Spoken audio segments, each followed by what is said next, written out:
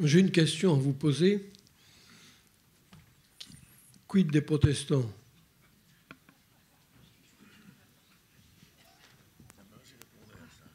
Bon, Vincent va répondre à ça. Il commence. Alors, je vais répondre à ça parce que j'ai fait un cours sur ce thème-là quand j'étais professeur à l'École des Beaux-Arts de Nîmes. Et j'ai même fait, alors que je suis catholique jusqu'au bout des ongles, tout le monde le sait, j'ai fait une conférence au temple de la rue Roquépine à Paris sur ce sujet. Je pense que la spiritualité chrétienne a toujours été partagée entre deux courants qui se cohabitent dans la Genèse. Le fait que Dieu ait créé l'homme à son image, c'est-à-dire que l'homme est l'icône de Dieu, qu'on ne peut pas, au fond, voir Dieu sans passer par l'homme, par ce qu'il est dans sa totalité. Et l'incarnation de Jésus en est la réponse. Et un autre courant très paradoxal, qui est l'histoire d'Abraham, où tout d'un coup on demande à cet homme d'abandonner son pays, c'est-à-dire sa terre maternelle, pour aller dans une terre promise, et qui est une terre sans image. Et je pense que la sensibilité réformée a été attirée par l'histoire d'Abraham, et que la sensibilité catholique ou orthodoxe est restée plus fidèle au récit de la création, qui n'est pas peut-être spécifiquement juif, mais qui est celui d'une sensibilité qui est celle du bassin méditerranéen. Oui, je m'accorde tout à fait avec ce que vous venez de dire.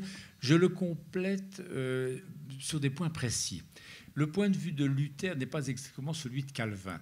Luther s'est élevé contre les représentations de Dieu qui terrorisent, découragent et dépriment au fond l'humain. Et en particulier certaines représentations de Dieu qui brandit des flèches d'une manière alors tout à fait jupitérienne, en flanquant la pétoche aux humains, en se disant jamais je vais m'en tirer dans ces conditions. Bon. Et il les a condamnés explicitement. Ça fait partie d'ailleurs, il compte parmi les très rares théologiens qui s'en sont pris à des types iconographiques précis. Bon. Calvin, lui, a été, je ne sais pas comment dire, beaucoup plus féroce sur les images en général. Il les a mises un peu toutes dans le même sac et surtout, il s'en est pris aux images du Christ en croix, en disant qu'il n'y a plus aucune raison de représenter le Christ en croix. Il n'y est pas resté, il n'a fait qu'il passer. La croix, c'est la porte ouverte vers la résurrection et l'espérance de la vie bienheureuse. Par conséquent, vous me débarrassez les temples de tout. Bon. Cela dit, quelqu'un comme moi qui enquête sur des corpus documentaires, si vous voulez, peut vous garantir une chose, c'est par exemple, dans les cimetières protestants, les effigies de type médiéval se sont poursuivies jusqu'au XVIIe, XVIIIe siècle tranquillement, parce que c'était simplement des épitaphes et qu'on ne voyait pas comment on allait s'énerver contre une façon de faire les épitaphes, y compris pour les défunts protestants. Et alors, l'image, pour revenir à Luther, Luther était très profondément artiste et Calvin ne l'était pas du tout. Calvin aurait fait du Mondrian, enfin, mais qui est un grand artiste. Permettez-moi de rigoler un peu puisqu'on parle de sujets très graves.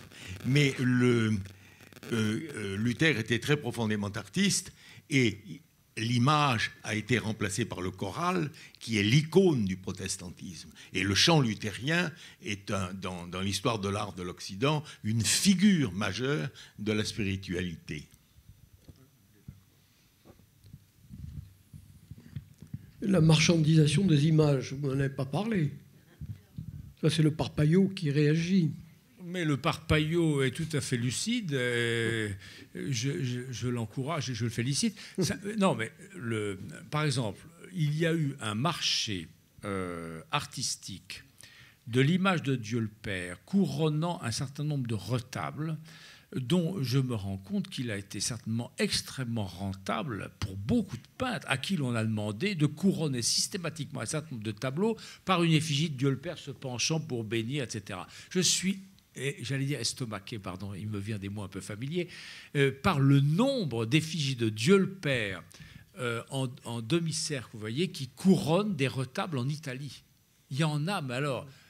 pratiquement dans toutes les églises. Bon. Et j'imagine que tout cela correspond à des contrats, des commandes faites par les paroisses pour avoir une annonciation, une Pentecôte, un baptême du Christ couronné par une belle effigie de Dieu le Père en vieillard.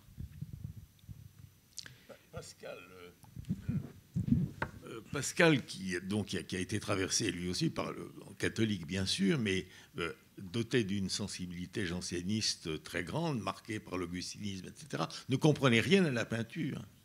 Pascal est un génie de la littérature. La langue éclatante de Pascal est prodigieuse, et c'est un homme qui n'avait sûrement aucune sensibilité artistique. Et par là même, il était insensible à l'image. Et je crois que nous soyons... Alors là, on a élevé le débat au niveau historique, au niveau religieux, etc. Mais nous sommes tous ainsi. Je connais des gens qui sont des aveugles dotés de Dieu, qui marchent parfaitement bien, mais qui ne voient rien du tout. Et je connais des peintres qui sont sourds comme des pots, incapables d'écouter de la musique. Parce qu'il y a quand même en dessous, dans l'infrastructure de tout ce que nous disons, il y a des réalités psychologiques, physiologiques, des choix qui ont été faits, et pourquoi certains êtres sont plus sensibles à certaines choses qu'à d'autres.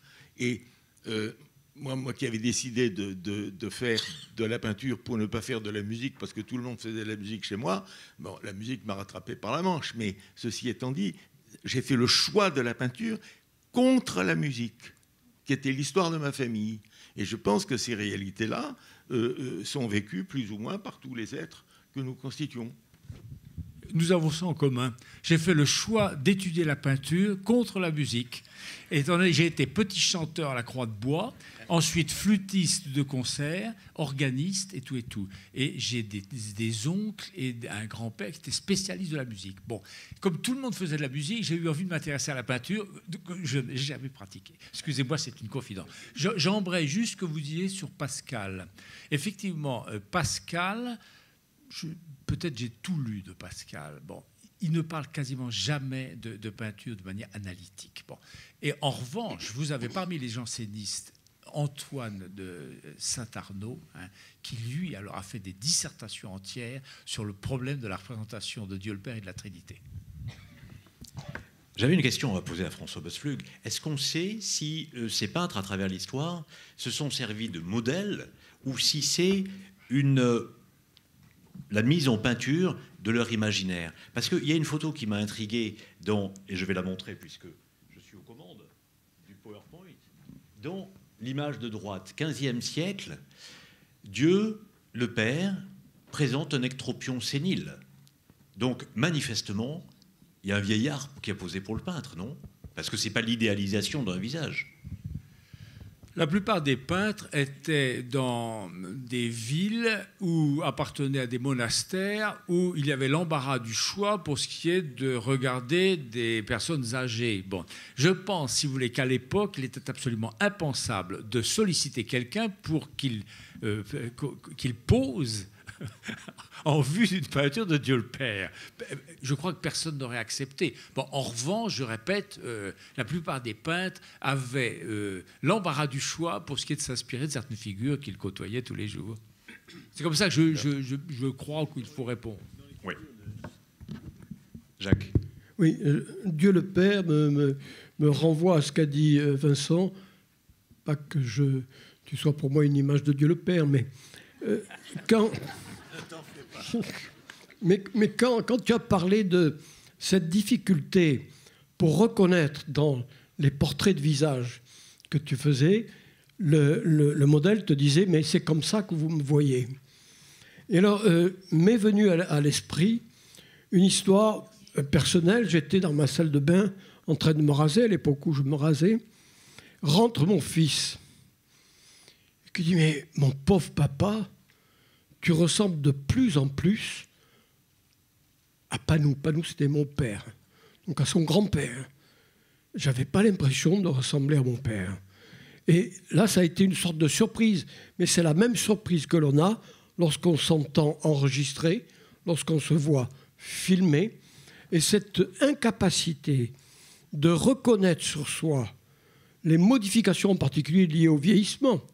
Et ça me fait penser à un de nos amis médecins qui disait « Ah mais qu'est-ce qu'il a vieilli, il ne m'a pas reconnu ».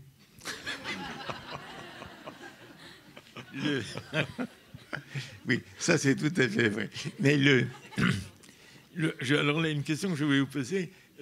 Dans les Christ Pantocrator, il y a des visages d'une sévérité extrême et qui, j'allais dire, tendent, avec un hiératisme qui est propre souvent à la technique, soit de la fresque, soit de la mosaïque, mais qui tendent vers ces représentations d'un Dieu le Père, au fond, alors qui devient peint à l'huile un vieillard un peu gaga.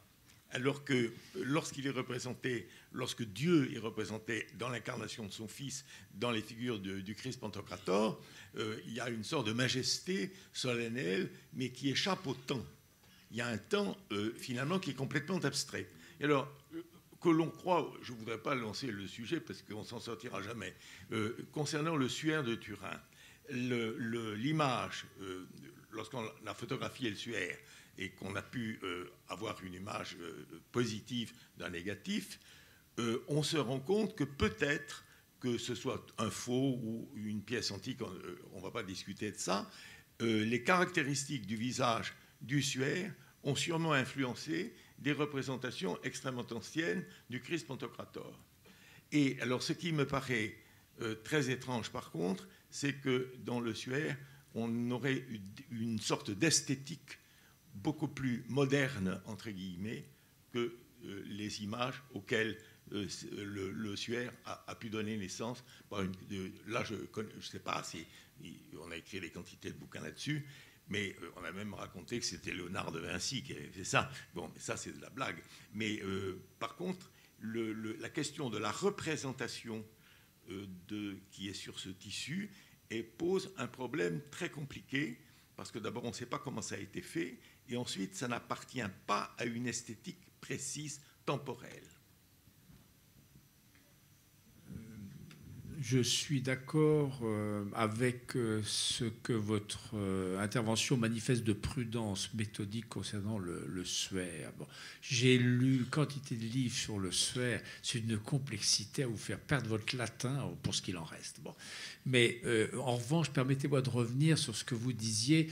Je m'inscris un petit peu en faux, si vous voulez, sur l'idée qu'au fond, ce seraient les médias de la mosaïque ou de la, je ne sais pas comment dire, qui aurait donné au Pantocrator sa vigueur un peu intemporelle. C'était un peu votre terme. Bon, je fais simplement observer que aux mêmes époques, vous avez dans la peinture à fresque, par exemple, l'abside de Berzé-la-Ville en Bourgogne. Bon, vous avez un magnifique Pantocrator qui est peint. Bon. Et dans l'enluminure, c'est la règle. C'est-à-dire que la plupart des livres ou des missels, surtout dans les missels, si vous voulez, à l'endroit du canon de la messe, vous avez des images du Pantocrator. Donc, je ne crois pas, si vous voulez, que la règle que j'ai rappelée du christomorphisme, de la représentation de Dieu, soit liée à certains médias, enfin à certains supports. Je ne pense pas. Ça a été plutôt le sentiment que ça n'a pas de sens de représenter le Dieu le Père avec un corps qui est celui d'un homme vieillissant. Longtemps, en tout cas. Des questions dans la salle. J'avais une question. Bonsoir à tous. Merci pour vos interventions respectives. J'ai une question qui s'adresse plus particulièrement aux médecins, à Jacques Touchon. Vous faisiez référence à un artiste, à un peintre, William de Keuning, qui, à la fin de sa vie, représentait des peintures plutôt sereines. Et vous avez fait référence à un de vos patients où il faisait des peintures et des dessins plutôt tourmentés. Est-ce qu'il n'y a pas une prise de conscience chez l'un et chez l'autre? Chez l'un, plutôt de l'acceptation de la maladie, et chez l'autre, plutôt du refus de la maladie ou de la conscience de la gravité de la maladie? Merci. Tout à fait, tout peut se voir. Chaque individu, et tous les médecins le savent, chaque malade est totalement original et pris dans une irréductible originalité. Et donc chacun réagit différemment devant la pathologie, devant le diagnostic, devant l'évolution d'une pathologie chronique. Donc effectivement, pour ça qu'il y a toute une palette de réactions. Oui, bonsoir. Pour revenir à l'intéressant débat sur le corps et l'art sacré, il me semble que cette question de la mise en cause du corps de Dieu le Père, il y a une situation très évolutive là-dedans. Parce que d'abord, dans des périodes qu'on peut considérer de foi ou de foi assez vive, au début en tout cas, à partir du moment où l'Église accepte de représenter Dieu le Père, le corps de Dieu le Père, ou sa représentation en tout cas, ne suscite pas les critiques négatives qui sont les nôtres maintenant. Sauf erreur, je crois qu'il y a la représentation de Dieu le Père dans le triptyque de l'agneau mystique de Van Eyck. Il y a beaucoup de représentations de Dieu le Père dans les rétables italiennes du XVe siècle. Et on n'a pas cette espèce, à ce moment-là, on n'a pas cette espèce de phénomène de résistance, voire de dégoût vis-à-vis de cette formulation.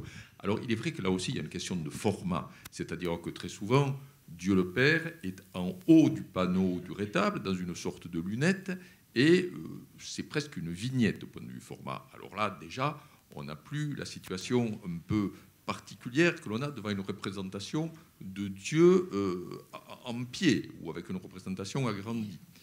Et puis ensuite, peut-être aussi que cette espèce d'image négative que l'on a vienne aussi à partir du moment où la foi devient quelque chose de beaucoup plus faible, de beaucoup plus atténué à partir du XVIIIe et du XIXe siècle, et peut-être encore plus du XXe siècle, ou peut-être que l'art sacré au XXe siècle pose un vrai débat. Et en fait, et à ce moment-là, on peut considérer aussi parallèlement qu'il y a une baisse de la qualité picturale.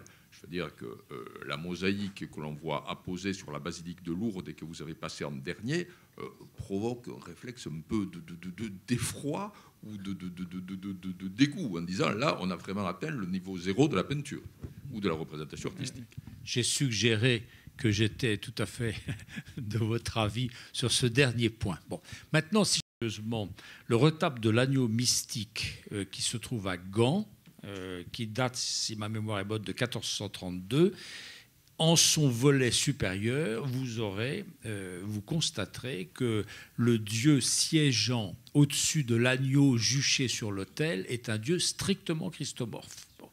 Et jusqu'au milieu ou à la fin du XVe siècle, les dieux le Père, qui sont assurément des dieux le Père, si vous voulez, distincts d'un dieu christomorphe qui a régné pendant 1000 ans, sont quand même assez rares. Bon, ça, c'est un point. Le deuxième point que je voudrais signaler, c'est que avant d'examiner, si vous voulez, les problèmes qui peuvent être liés à la perte du sentiment religieux chrétien dans les populations de l'Europe occidentale, je crois qu'il faut mettre en exergue un phénomène très étrange à mes yeux, c'est que la capacité des clercs, en général, de la hiérarchie ecclésiastique en particulier, d'exercer un contrôle attentif, vigilant sur l'évolution des types iconographiques a été quasi nul. Excusez-moi, j'ai fait l'histoire des condamnations de sujets d'art religieux en Occident. Bon, je vous assure qu'elle commence tard. Alors, j'ai fait état, par exemple, du fait que la représentation de Dieu le Père, créateur d'Ève, sur un sarcophage d'Arles, ça disparaît. Bon, probablement, ça a été l'objet d'une sorte de désapprobation, mais je ne connais aucun texte qui désapprouve ça explicitement. Vous fouillez l'œuvre de Saint-Hilaire de Poitiers ou de Saint-Augustin d'Hippone, vous ne trouverez quasiment aucune déclaration très précise sur l'art chrétien qui, à cette époque-là, commence de s'épanouir grâce à la Convention de Constantin ou à la déclaration de Théodose, vous voyez. Bon, et alors, l'histoire ensuite se poursuit. Vous avez le prieur de Fra Angelico, il s'appelle Antonin de Florence, qui a été l'évêque de la ville. Alors lui, il est, je crois, le premier à faire un ouvrage qui fixe des limites à ne pas dépasser pour les artistes. Et en particulier, il leur met le pistolet sur la tempe s'ils se risquent à représenter la Trinité sous la forme d'une silhouette tricéphale, avec un Dieu le Père âgé au centre, un Dieu le Père mûr à gauche et un Dieu le Père un Saint-Esprit juvénile. Bon. Voilà une condamnation qui date des années 1445-1450, qui est parmi les premières. J'ai pendant des années farfouillé dans la somme théologique de saint Thomas d'Aquin. Il n'y a que des déclarations de principe. Oui, il est permis, il est même encouragé, il est même tout à fait conforme aux décisions conciliaires d'avoir des images de la foi. Oui, on peut les vénérer à condition de ne pas les adorer. Pointe à la ligne. Saint Thomas d'Aquin n'a pas une déclaration sur un type iconographe. Bon. Et ça se poursuit d'une certaine manière jusqu'au XVIIIe. C'est pas par hasard que j'ai cité ce pape qui s'appelle Alexandre VII et qui dit il est interdit d'interdire la représentation de Dieu le Père. Je ne connais aucune déclaration formelle, explicite, disciplinaire concernant la représentation de Dieu le Père. Oui, bon, alors ensuite, vous avez raison, il y a d'autres phénomènes qui interviennent, mais il y a eu d'abord cette espèce d'absence d'attention précise de la hiérarchie ecclésiastique ou d'absence de compétence.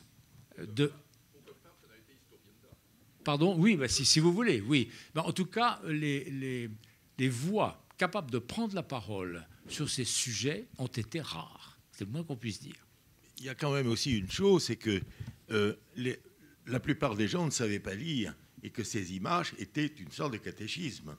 Donc c'était déjà un bon point d'acquis pour transmettre un certain nombre d'articles de foi, même si c'était très rudimentaire. Et lorsque Luther dit « Je ne veux d'autre liturgie que celle de la parole », Jean-Sébastien Bach lui répond en écrivant le grand catéchisme en musique, qui est sûrement le chef-d'œuvre de la musique d'orgue de Jean-Sébastien Bach, et qui va être la réponse de la Réforme à ces questions. Mais que ce n'est que bien plus tard où les gens sauront lire. Bon, alors, quand on dit qu'au XVIe siècle, bon, il y a la Bible traduite en allemand par Luther, il y a la Bible anglaise, mais qui la lisait? Très très peu de gens. On s'imagine que tout d'un coup, les Allemands, au XVIe siècle, se sont mis à lire la Bible comme on lit le mini-libre. C'est pas vrai du tout.